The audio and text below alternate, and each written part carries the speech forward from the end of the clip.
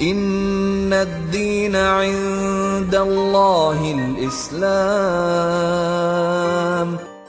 بسم اللہ الرحمن الرحیم۔ صرف 5 منٹ کا مدرسہ قرآن و حدیث کی روشنی میں۔ 16 ربیع الاول۔ نمبر 1، اسلامی تاریخ۔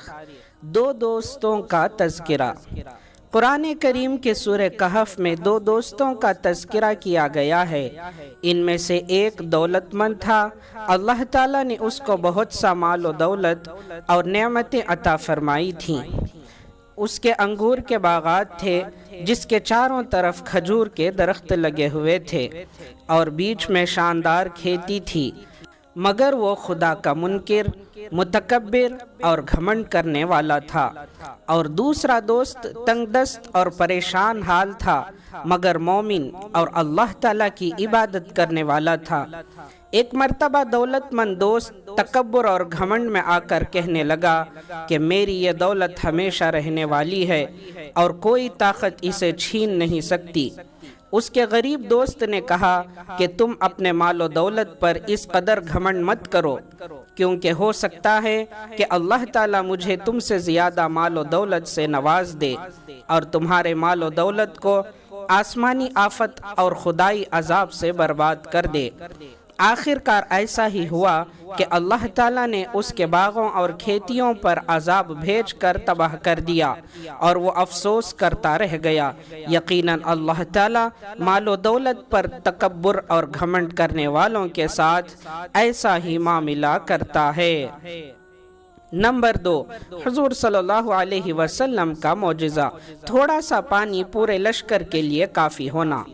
حضرت انس رضی اللہ عنہ فرماتے ہیں کہ ایک مرتبہ نماز کا وقت ہو گیا تو جو لوگ مسجد کے قریب تھے انہوں نے وضو کر لیا اور پانی ختم ہو گیا، جس کی وجہ سے دوسرے لوگوں کو وضو کرنے میں مشکلیں پیش آئیں۔ تو رسول اللہ صلی اللہ علیہ وسلم کی خدمت میں پانی سے بھرا ہوا پتھر کا چھوٹا سا لوٹا حاضر کیا گیا، جس میں حضور صلی اللہ علیہ وسلم نے اپنی ہتھیلی مبارک پھیلانی چاہی، مگر لوٹا چھوٹا پڑا۔ تو آپ صلی اللہ علیہ وسلم نے اپنی انگلیوں کو برابر ملا کر اس میں رکھا تو پانی اتنا بڑھ گیا کہ اس سے 80 صحابہ نے وضو کیا۔ بخاری۔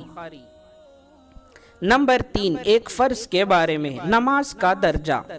رسول اللہ صلی اللہ علیہ وسلم نے فرمایا، جس کا وضو نہیں اس کی نماز نہیں، اور جو نماز نہ پڑھے اس کا کوئی دین نہیں۔ نماز کا درجہ دین میں ایسا ہے جیسے سر کا درجہ بدن میں ہے، یعنی جس طرح سر کے بغیر انسان زندہ نہیں رہ سکتا، اسی طرح نماز کے بغیر دین زندہ نہیں رہ سکتا۔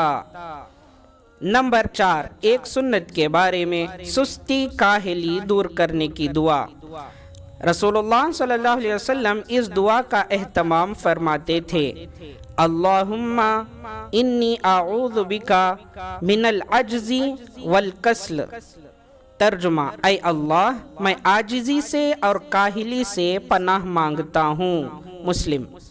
نمبر 5، ایک اہم عمل کی فضیلت، بیویوں کے ساتھ اچھا سلوک کرنا۔ رسول اللہ صلی اللہ علیہ وسلم نے فرمایا، مومنوں میں سب سے کامل ایمان والا وہ ہے جس کے اخلاق اچھے ہوں، اور تم میں بہترین لوگ وہ ہیں جو اپنی بیویوں کے ساتھ اچھا سلوک کرتے ہیں۔ ترمذی۔ نمبر 6، ایک گناہ کے بارے میں، شرک کی سزا۔ قرآن میں اللہ تعالیٰ فرماتا ہے، بلا شبہ جو شخص اللہ کے ساتھ شریک قرار دے گا تو اس پر اللہ تعالیٰ جنت کو حرام کر دے گا اور اس کا ٹھکانہ جہنم ہوگا، اور ایسے ظالموں کا کوئی مددگار نہیں ہوگا۔ سورہ مائدہ آیت نمبر 72۔ نمبر 7، دنیا کے بارے میں، اپنے بیوی بچوں سے ہوشیار رہو۔ قرآن میں اللہ تعالیٰ فرماتا ہے، اے ایمان والوں، تمہاری بعض بیویاں اور بعض اولاد تمہارے حق میں دشمن ہیں، تم ان سے ہوشیار رہو۔ سورہ تغابن آیت نمبر 14۔ فائدہ، بیوی بچے بعض مرتبہ دنیاوی نفع کے لیے خلاف شریعت کاموں پر اصرار کرتے ہیں، انہی لوگوں کو اللہ تعالیٰ نے دین کا دشمن بتایا ہے اور ان کے حکم کو نہ ماننے کی ہدایت دی ہے۔ نمبر 8، آخرت کے بارے میں، جنت میں سونے چاندی کے باغ۔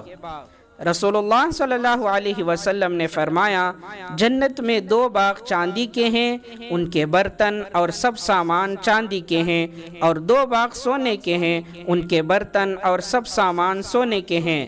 جنت عدن کے رہنے والوں اور ان کے رب کے دیدار کے درمیان صرف جلال کی چادر ہوگی۔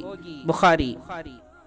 نمبر 9، قرآن سے علاج، موسمی پھلوں کے فوائد۔ قرآن میں اللہ تعالیٰ فرماتا ہے، کُلُوا مِن ثَمَرِهِ اِذَا أَثْمَرَ۔ ترجمہ، جب درخت پر پھل آ جائیں تو انہیں کھاؤ۔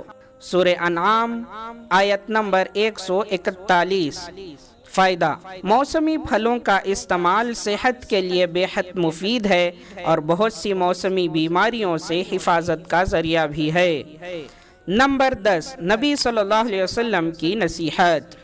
رسول اللہ صلی اللہ علیہ وسلم نے فرمایا، جب تم میں سے کوئی شخص اپنے بھائی سے ملے تو اس کو سلام کرے، اور اگر ان کے درمیان درخت، دیوار یا پتھر وغیرہ حائل ہو جائیں اور پھر وہ اس سے ملے تو دوبارہ اس کو سلام کرے۔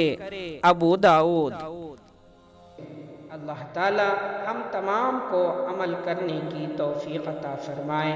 سبحان اللہ و بحمدہ، سبحانک اللہم و بحمدک، ونشہد ان لا الہ الا انت، نستغفرک و نتوب الیک۔